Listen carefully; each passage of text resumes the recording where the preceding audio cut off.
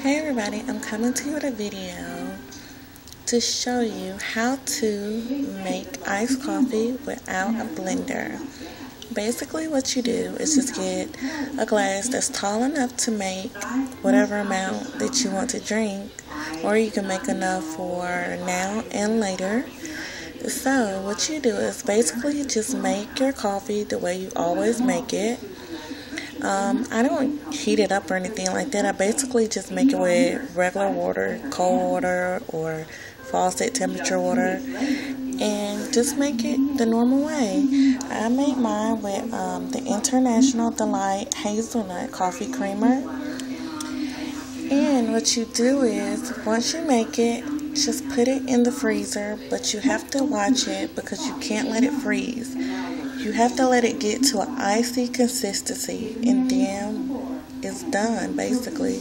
That's pretty much all you do, but you can't let it freeze or you can't let it be watery. It has to be just like this, and that's pretty much it. And you can top it with whipped cream or put a little chocolate syrup on it, or you can just leave it like this. I don't put a lot of sugar in mine. That's why I usually top it with whipped cream or something like that. But basically that's it. You don't need a blender to do it. You just got to make sure you leave it in the freezer long enough for it to create an icy sort of texture to it. And that's it. So I just wanted to come through and show this little quick tip if you're looking to drink your coffee a different way. I don't really drink coffee because I can't have caffeine, which I can always drink decaf, but I just usually don't. So I'm just looking for a new way to drink coffee. So I decided to try this.